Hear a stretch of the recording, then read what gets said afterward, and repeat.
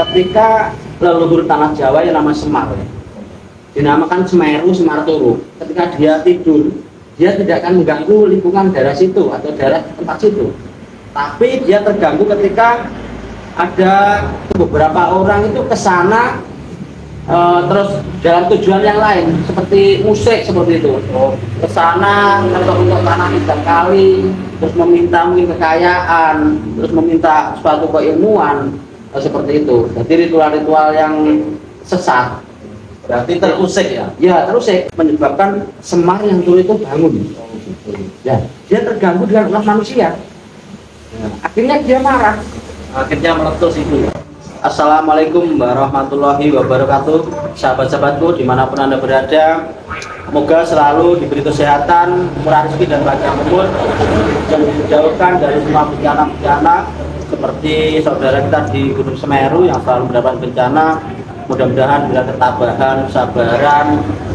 Dan di sini saya bertemu langsung dengan Mas Dedi yang selaku petugas di sana yang ikut evakuasi dalam penanggulangan bencana di sana. Itu membantu dalam bentuk apa, Mas Dedi? Saya bertanya kepada Mas Dedi gimana sharingnya di sana, cara Mas Dedi ini membantu orang di sana. Selamat malam, Mas Dedi. Selamat malam. Jadi Mas Dedi itu pernah ikut ke itu ya, ditugaskan di penanggulangan bencana Semeru itu?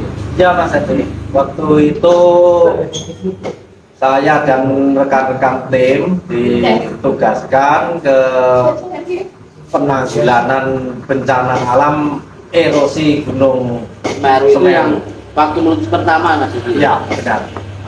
Mas Dedi di sana kegiatannya seperti apa? Saya mengantar logistik dari tim saya ke sana. Itu berupa apa, Mas Dedi, yang diantar ke bencana itu, korban bencana itu? Logistiknya berupa sembako dan bahan-bahan kebutuhan pokok masyarakat di sini. Yang terdampak itu ya? Yang terdampak. Tapi yang masih selamat ya?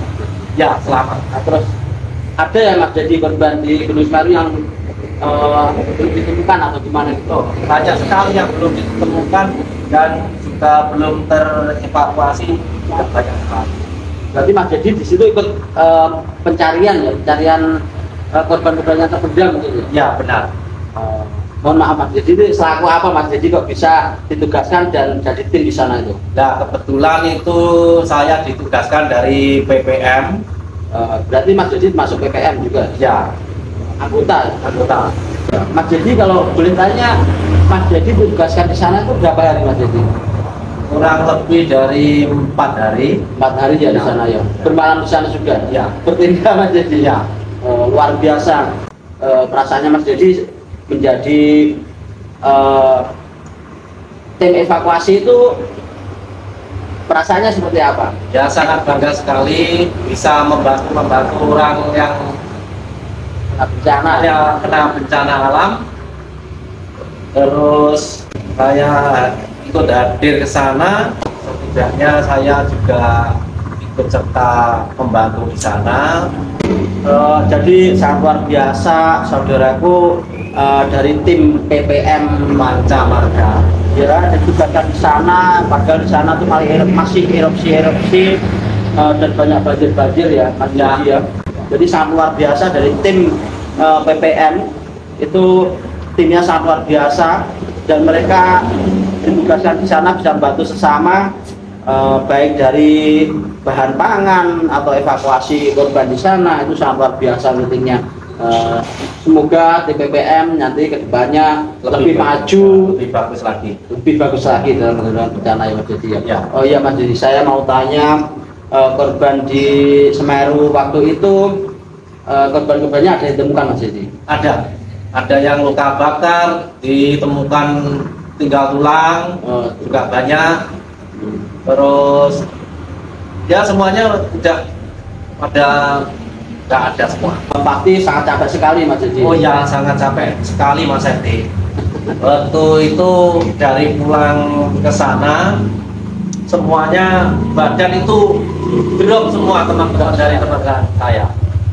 waktu itu pergi ke tempatnya main safety, nah baru di sana dinetralkan.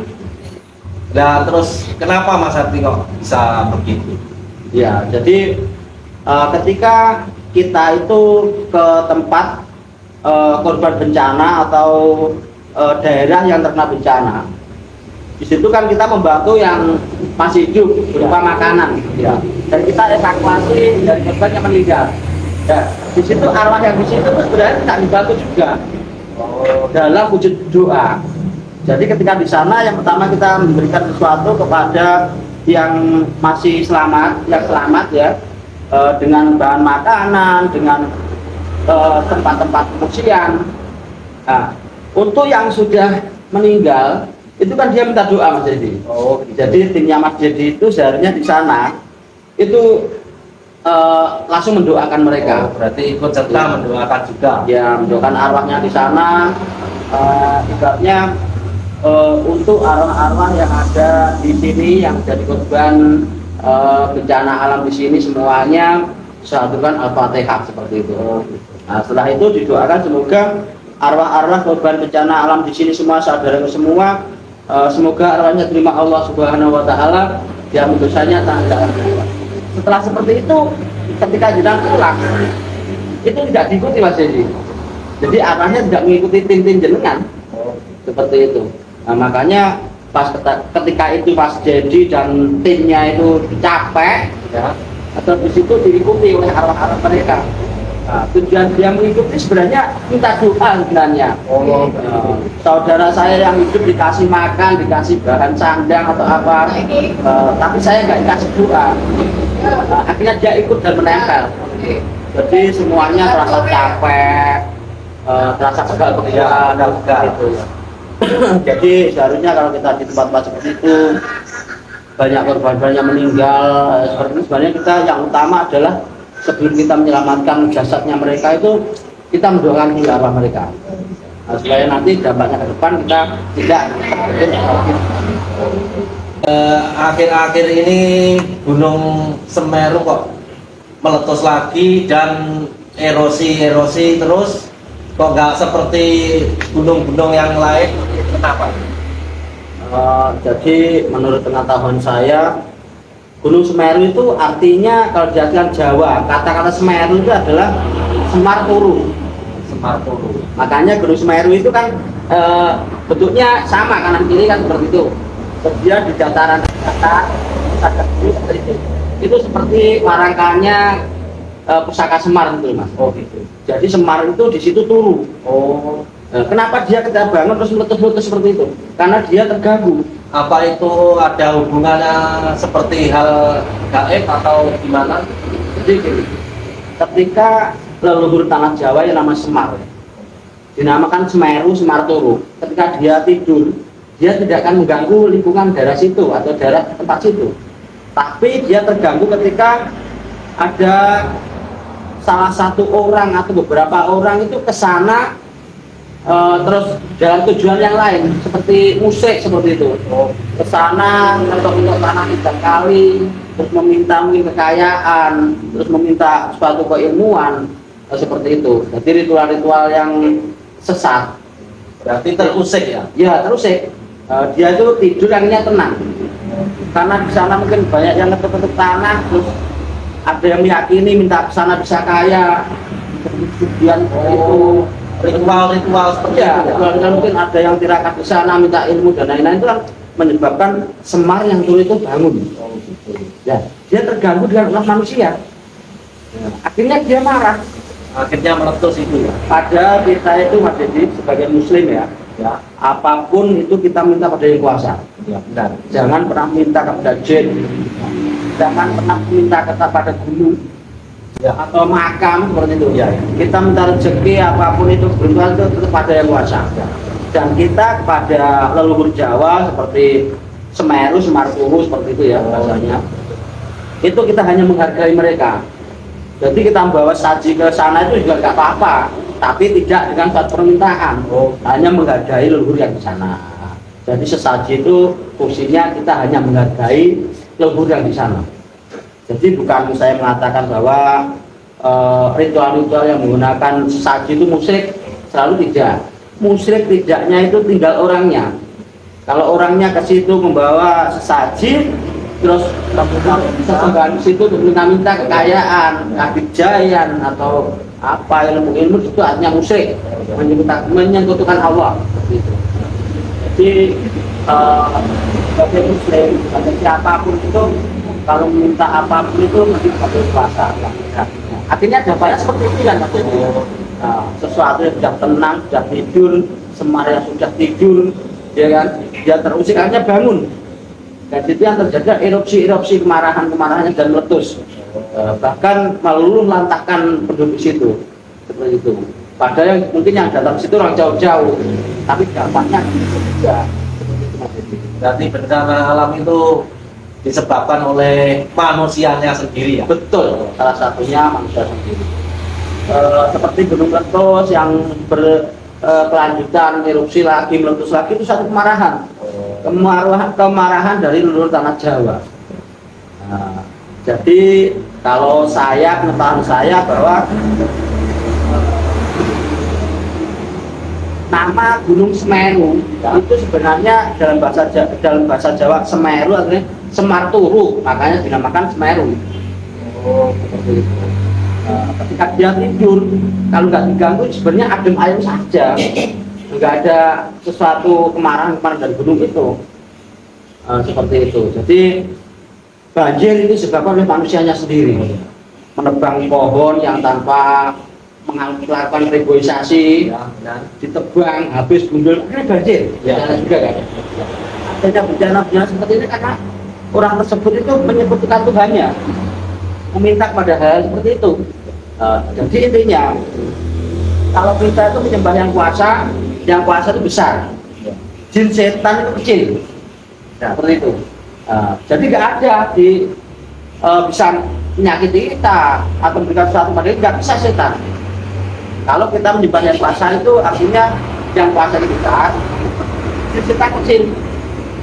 Tapi kalau kita menyembah ke berhala, ke gunung, ke tempat yang angker, jin setan jadi besar karena kita sembah, dan yang kuasa menjadi kecil, seperti itu.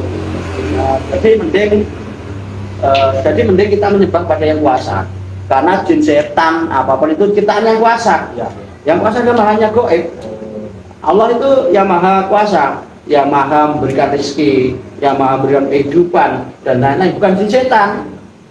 Ya mungkin ada jin setan yang memberikan keberuntungan pada kita, tapi pasti ada imbalannya, seperti itu. Jadi semua itu yang terjadi pada saudara kita yang ada di Gunung Semeru itu sebenarnya teguran dari yang kuasa untuk mengajak kita kembali padanya. Jangan menyembah selain dirinya. Berarti meletusnya ini sebuah peringatan ya? Betul, sebuah peringatan dan suatu cara Tuhan untuk menarik manusia itu kembali ke jalannya. Berarti ke jalan yang benar. Ya, maksudnya menjalankan perintahnya dari larangannya, seperti membuat berhala, terus pesugihan, terus ilmu nggak sesuai syariat Islam, itu nggak boleh. Mending kita berdoanya pada yang kuasa, minta apapun itu dengan doa pada yang kuasa. Itu nanti ketika orang itu sudah kembali menyembah pada yang kuasa, terus dia tidak menyembah lain Tuhan di tanah Jawa ini, itu akan adem ayem, nggak ada bencana, damai, dan manusia kan menjadi takut dengan adanya bencana-bencana. Oh iya, pohon ini kalau tak tebangi, belum ada regulasi nanti terjadi banjir juga kita juga. Harusnya melakukan perbuatan itu harus berpikir dari dampaknya. Untuk Mas Dedi apa lagi yang ingin ditanyakan soal penanggulangan bencana di sana itu? Mungkin Mas Dedi berpengalaman langsung dan terjun langsung ke sana, evakuasi korban, membantu yang selamat dan mencari korban-korbannya. Apa yang tadi yang dipertanyakan lagi nanti? Ya, saya kira sudah cukup. Terima kasih atas sharing-sharingnya, dan saya apalagi bisa memetik sisi positif dari sharing ini, Ya, terima kasih Mas Septi atas sharing-sharingnya yang tadi. Sama-sama. Mari kita kopi-kopi kembali. Oh iya, baik.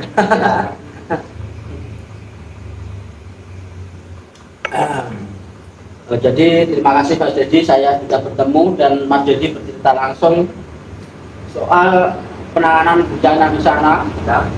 Mas Dedi dan tim terjun ke korban Gunung Semeru secara langsung, dan tadi sangat luar biasa dari tim PPM Pancamarga yang sangat luar biasa ditugaskan di sana sebagai tim pemberani. Ya. Mudah-mudahan Mas Dedi dan tim-timnya selalu dalam lindungan Allah Subhanahu wa Ta'ala dan menjadi lebih maju dan menjadi lebih baik dari yang sebelumnya.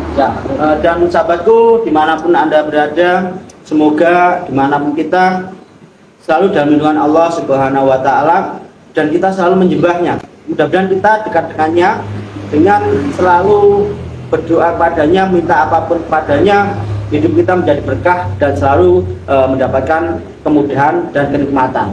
Seperti Mas Dedi, sekian dalam sharing-sharing kali ini. Saya merasa sangat luar biasa dipertemukan dengan tim PPM Pancamarga. Mudah-mudahan pertemuan dan sharing kali ini bermanfaat untuk saudara semuanya yang menonton video saya. Saya mohon maaf jika dalam sharing ini ada kurang lebihnya. Ambil sisi positifnya saja, yang negatif jangan diambil. Dan sekian saya akhiri. Wassalamualaikum warahmatullahi wabarakatuh. Terima kasih Mas Dedi. Terima kasih.